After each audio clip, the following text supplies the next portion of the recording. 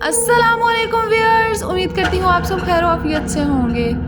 तो व्यूअर्स, आज की वीडियो स्टार्ट करने से पहले मेरी आप लोगों से वही रिक्वेस्ट है कि प्लीज़ वीडियो को लाइक कर दें और अगर वीडियो पसंद आए तो लास्ट तक ज़रूर देखिएगा और चैनल को सब्सक्राइब कीजिएगा। चलें आज की स्टोरी हम स्टार्ट करते हैं। तो ये जिनकी स्टोरी है इनका बताना ये है, ये कहती हैं कि मेरा मकसद लोगों को कोई अपनी हॉरर स्टोरी सुनाना नहीं है। मेरा मकसद ये है कि जो मेरे साथ हुआ वो किसी और के साथ ना हो। खुदारा आप अपने घरों में नज़र रखें, अपने इर्द गिर्द के लोगों पर इतना यकीन ना करें जितना अंधा यकीन मैंने किया और इतना बड़ा नुकसान उठाया। तो ये कहती हैं कि हुआ कुछ यूँ कि मेरी शादी को 2 साल हो चुके थे और मेरे घर में मेरा शौहर, मेरी सास, मेरा एक देवर और मेरी ननद रहते थे। मेरा छोटा देवर जो था वो भी, उसकी शादी नहीं हुई थी, लेकिन मेरी ननद जो थी उसकी शादी हो चुकी थी और वो तलाक याफ्ता थी। उसके कोई बच्चे नहीं थे, उसको इसी वजह से तलाक हुई थी। हम सब उससे बहुत प्यार करते, उसका ख्याल रखते। मेरे शौहर भी मुझे बार बार यही तलकीन करते कि इससे प्यार किया करो, इसका ख्याल रखा करो, इसको ये महसूस ना हो कि वो हम पर बोझ बन गई है। मैं भी उससे हमेशा प्यार से बात करती, आपी आपी करके सारा दिन उसके पीछे रहती, हर चीज़ में उससे मशवरा लेती। खाना बनाने से पहले आपी क्या बनाऊँ, क्या बनाना चाहिए। लेकिन वो ज़रा अकड़ मिजाज की थी, बहुत खुशगवार मिजाज की नहीं थी।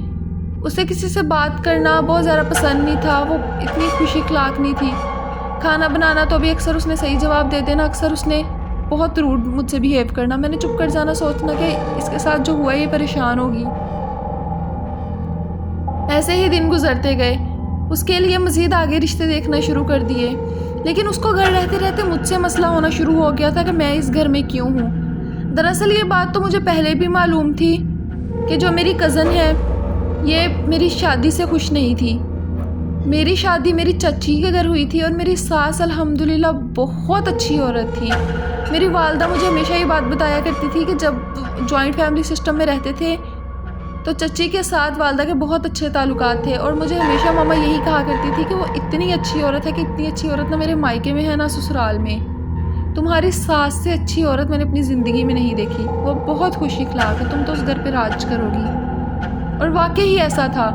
मेरी सास बहुत अच्छी थी। मायके में मुझ पर शायद कभी कोई पाबंदी लगाई गई हो या शायद मुझे कभी किसी ने कुछ कहा हो, ना मेरी सास ने कभी मुझे रोका ना टोका।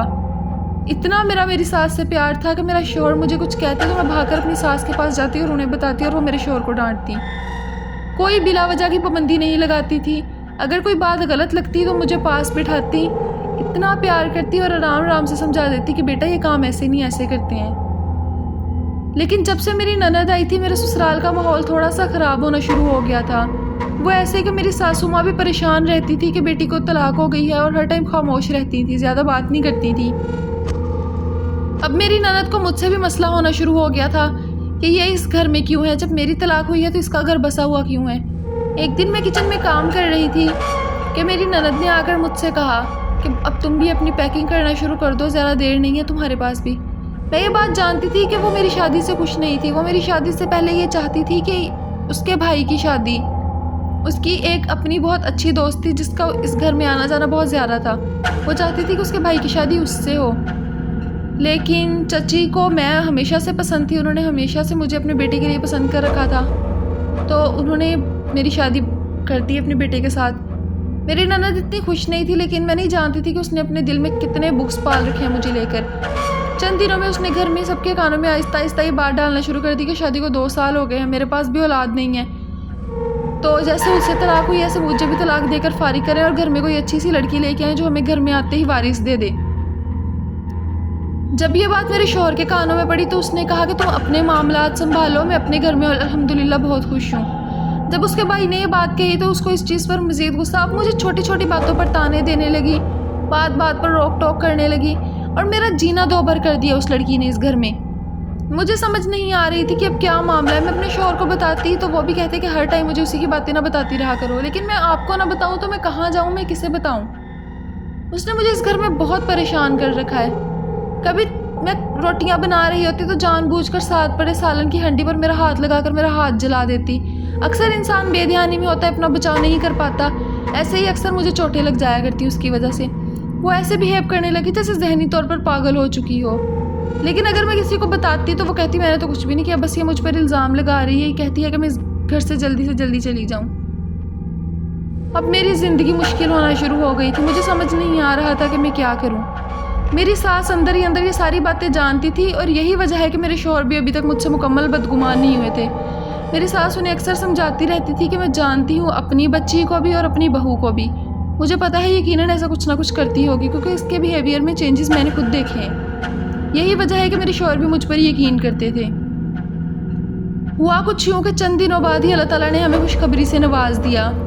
जब अल्लाह ताला ने उम्मीद लगाई और पता चला कि मैं जल्द ही इस घर को एक वारिस देने वाली हूँ, तो मेरी नंद का बिहेवियर मेरे साथ मज़ीद सख्त हो गया। एक दिन मेरे पास आई और मुझे कहती कि ये मेरे कपड़े इस्त्री कर दो, मैं कहीं जा रही हूँ। मैंने कहा कि इस टाइम ना आपके भाई घर पर हैं और ना अम्मी घर पर हैं, आप थोड़ी देर रुक जाए, वो आ जाए फिर आप चली जाना। कहती तुम्हें जितना कहा है उतना करो, ज़रा बकवास ना किया करो मेरे साथ। मैंने क्या ही कर लेना था, मैं मजबूर उठी और उसके कपड़े इस्त्री कर दिए, कपड़े पहने हैं और वो कहीं चली गई हैं। मुझे नहीं पता वो कहाँ गई हैं, ना वो कुछ बता के गई। और थोड़ी ही देर में वो मेरी सास के और शौहर के आने से पहले वापस आ गई। मेरे शौहर भी अम्मी को लेकर हॉस्पिटल ही गए हुए थे, वो उस दिन काम पर नहीं गए थे। मैंने अपने शौहर को बताया कि आप भी कहीं गई थी। वो साफ मुँह कर गई, कहती मैं तो कहीं पर भी नहीं गई, बस मुझ पर ना बदकिरदार होने का इल्ज़ाम लगा रही है। मैं भी चुप कर गई, मैंने ज़्यादा दलीलें नहीं दी कि ऐसे हो गया या ऐसे हो गया। मैं चुप हो गई, लेकिन शौहर को कमरे में आकर बता दिया कि आप भी वाकई ही कहीं गई थी। उन्होंने मुझसे अपने कपड़े इस्त्री करवाए, मैंने पूछा, उन्होंने बताया नहीं, लेकिन जल्दी वापस आ गई हैं। वो खामोश हो गए। उसके बाद से घर में अजीबोगरीब चीज़ें होना शुरू हो गई। शुरुआत वहाँ से हुई जब मैं उस रात उठी और मैंने देखा कि छत पर कोई चीज़ चल रही थी, ऐसे जैसे कोई जानवर हो। मैं चीख मारकर जब उठकर बैठी, मेरे शौहर भी परेशान हो गए। मैंने उन्हें कहा कि छत पर मैंने कुछ चलता हुआ देखा है। मेरे शौहर ने देखा वहाँ कुछ भी नहीं था। उन्होंने मुझे अपने साथ लगाकर सुला लिया। लेकिन अब ये चीज़ें मेरे साथ रोज़ रोज़ होना शुरू हो गई। कभी मुझे लगता कभी कॉर्नर में कोई खड़ा है, तो कभी मुझे लगता मेरे पास से कोई गुजर के हटा है। मुझे अपने बेड पर, अपने बिस्तर पर किसी की मौजूदगी का एहसास होता। और एक दिन तो मुझे बाकायदा तौर पर खून की उल्टियाँ हुई। मेरे शौहर मुझे उसी टाइम हॉस्पिटल ले गए, लेकिन डॉक्टर ने कहा कि नहीं, अल्हम्दुलिल्लाह सब कुछ ठीक है, बस आप थोड़ी सी वीक हैं। चीज़ें यहाँ पर नहीं रुकी। मेरी नंद का बिहेवियर मेरे साथ अभी भी वैसा ही था और ये चीज़ें सारी दिन ब दिन बढ़ती ही जा रही थी। मैं नहीं जानती वो क्या चीज़ थी जो मुझे ज़्यादा परेशान करने लग गई थी। कभी मैं चारपाई पर बैठी होती तो मुझे ऐसा महसूस होता जैसे मेरे बिल्कुल करीब कोई बैठा और सांस ले रहा हो। कभी मुझे किसी की सरगोशियों की आवाज़ सुनाई देती। अक्सर कोई चीज़ थी जो मुझे नुकसान पहुंचाने की कोशिश करती। मतलब अगर मैं छत पर गई हूँ किसी काम से, नीचे आ रही हूँ, तो मुझे ऐसे लगता है जैसे कोई फोर्स हो जो मेरे पीछे आ रही हो, जो मुझे यहाँ से धकेलने की कोशिश कर रही हो। मैंने काफ़ी ज़्यादा ड्रामे वगैरह देखे हुए थे। मैं एहतियात के तौर पर सीढ़ियों को पकड़कर बिल्कुल एहतियात से चलकर नीचे आती, लेकिन मुझे फिर भी महसूस होता कि कोई चीज़ है वहाँ पर। दिन ऐसे ही गुजरते गए। मैंने अपनी सास से जब इस बात का जिक्र किया तो उसने कहा कि हमें इसका रूहानी इलाज करवाना चाहिए, घर में वारिस आने वाला है, कोई ना कोई मसला हो सकता है। जब वो मुझे लेकर मौलवी साहब के पास गई, पहले तो मेरी नंद ने कहा कि नहीं, इसकी क्या ज़रूरत है, भाभी के ड्रामे ही ख़त्म नहीं होते, इसको इतना अच्छा घर मिल गया, सारा कुछ मिल गया, बस इसके ड्रामे ख़त्म नहीं हो रहे अब। लेकिन फिर भी मेरी सास ना मानी और मुझे लेकर मौलवी साहब के पास चली गई। मौलवी साहब ने मुझे एक प्याला पकड़ाया और कहा कि इस प्याले में मुसलसल देखती रहो। मैंने जब उस प्याले में थोड़ी देर बाद तक देखा, फिर मौलवी साहब ने जब उसमें नज़र मारी तो उस प्याले का पानी लाल हो गया। मौलवी साहब ने कहा कि इस पर नजर बद भी है और इस पर जादू भी करवाया गया है, लेकिन इतना ख़ास नहीं है। काला इल्म जिसने भी किया है उसने बहुत मामूली सा किया है, सिर्फ इसको डराने के लिए। तो आप अगर इसका इलाज करवाएंगे और कुछ चीज़ों का घर में ख्याल रखेंगे तो ये ठीक हो जाएगी। हम लोग परेशान हो गए कि आखिर ये किसका काम है। रात को आकर मैं जब सो गई, मौलवी साहब ने मुझे कुछ आयात बताई थी और कहा था कि इनको पढ़ती रहो, 3 दिन तक मुसलसल पढ़ोगी तो तुम्हें ख्वाब में वो शख्स नज़र आ जाएगा जिसने ये सारा कुछ किया है। खैर, जो आयात मौलवी साहब ने बताई थी मैंने वो पढ़नी शुरू की और ये सारी चीज़ें मेरे साथ आहिस्ता आहिस्ता रुक गई। वालदा ने आकर घर में ये बात, वालदा से मुराद मेरी सासू माँ है, उन्होंने आकर घर में ये बात मेरे शौहर को भी बताई और सबके सामने बैठकर ये बात की। मेरी नंद ने या मेरे देवर ने इस पर कोई रिएक्ट नहीं किया, जबकि मेरे शौहर काफ़ी परेशान हो गए। वो बिल्कुल खामोश थे, लेकिन नंद और देवर ऐसा बिहेव कर रहे थे जैसे उन्हें सारा कुछ पहले से पता हो। उस रात जब मैंने ख्वाब देखा, मौलवी साहब ने मुझे कहा था कि 3 दिन तक ये तवीज़ गले में पहनकर सोना, तुम्हें ख्वाब में खुद ही वो इंसान नज़र आ जाएगा जिसने ये सब किया है। उस रात मैंने ख्वाब देखा कि मेरे पास बेटा पैदा हुआ है, अल्लाह ताला ने मुझे इतनी प्यारी नेमत से नवाजा है, सारे घर में बहुत खुश हैं। मैं अपने बेटे के लिए दूध उबाल रही हूँ जब कमरे से मेरे बेटे की अचानक रोने की आवाज़ आना बंद हो जाती है। मैं कमरे में आकर देखती हूँ तो मेरी नंद मेरे बेटे का गला दबा देती है। बस फिर मुझे पता चल गया कि ये सारा कुछ किया कराया किसका है। जब घर में इस बारे में बात की गई और तो पहले तो मेरी नंद ने बहुत हंगामा किया, बहुत शोर शराबा किया कि सारा कुछ उसने नहीं किया, बस मैं ड्रामे कर रही हूँ, मैं उसे इस घर से निकलवाना चाहती हूँ। जैसे कि आपको पता है क्या कुछ होता है जॉइंट फैमिलीज़ में। लेकिन उसके बाद मेरी सास दोबारा मौलवी साहब के पास गई और उनसे दोबारा एक तवीज़ बनवा कर लाई अपने लिए और मेरे शौहर के लिए, ताकि ये बात कंफर्म हो सके कि जो कुछ था किसका किया हुआ था। फिर उसके बाद मेरे शौहर को भी और मेरे सास को भी ख्वाब में मेरा देवर और मेरी नंद दोनों नज़र आए। सबको पता चल गया कि आखिर ये सारा किया करवाया किसका था। मेरे शौहर बहुत ज़्यादा परेशान हो गए। उन्होंने कहा कि मज़ीद इस घर में नहीं रहूँगा। अगर इस घर में रहा, ये मेरा बच्चा इस दुनिया में आने से पहले ही उसको ख़त्म करना चाह रहे थे, बाद में मेरे साथ क्या क्या करेंगे। उन्होंने किराए का एक मकान लिया और अलग हो गए। मेरी सास को इस पर बिल्कुल भी कोई एतराज़ नहीं था। उन्होंने कहा कि तुम्हारा हक़ है कि तुम अपने ख़ानदान को बचाओ, उसकी हिफाजत करो।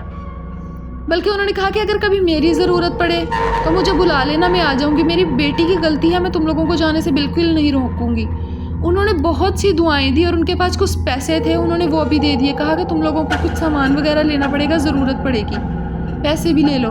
उनके कानों में सोने की बालियाँ थी, उन्होंने मुझे उतार कर वो भी पहना दी। कहा कि ये मैंने जब से तुम्हें खुशखबरी मिली है, मैं बस कुछ परेशान थी तो मैं कुछ दे ना सकी। तुम माशाल्लाह मेरे बेटे की नस्ल को आगे बढ़ाने वाली हो, मेरी तरफ से तुम्हें तोहफ़ा है। उन्होंने वो बालियाँ भी मुझे तोहफे में दे दी। अल्हम्दुलिल्लाह इन वाक़यात को गुज़रे काफ़ी साल हो चुके हैं। मेरी नंद की शादी हो चुकी है, देवर भी अपने घर में बस चुका है और मैं अपने घर में खुश हूँ। अल्लाह ताला की नेमत से मेरे पास अब 2 बेटे हैं और अल्हम्दुलिल्लाह मैं अपने शौहर के साथ बहुत अच्छी ज़िंदगी गुजार रही हूँ। मेरे बच्चों की दादी मतलब मेरी सासू माँ अभी भी हयात हैं और अब वो हमारे साथ ही रहती हैं। अल्हम्दुलिल्लाह बहुत अच्छी ज़िंदगी गुजर रही है, बस सबकी दुआएं चाहिए।